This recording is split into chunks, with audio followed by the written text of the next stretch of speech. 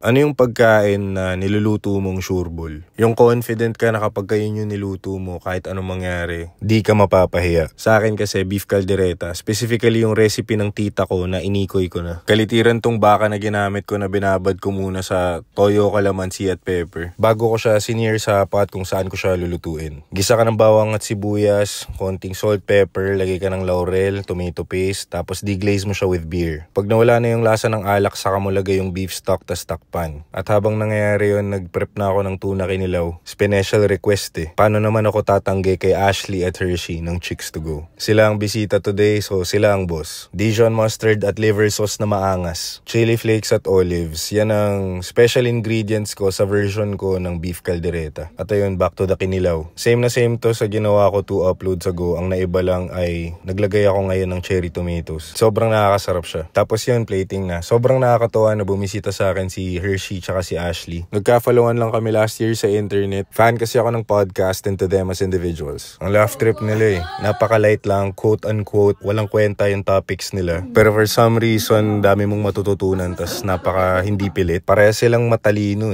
At pasok sa akin ang values nila. Masaya sila pakinggan sa kotse habang traffic. Parang ganitong kasama mo lang sila nagkukulitan. Kaya rin siguro nag-work. Sobrang natural lang sa kanila Kain.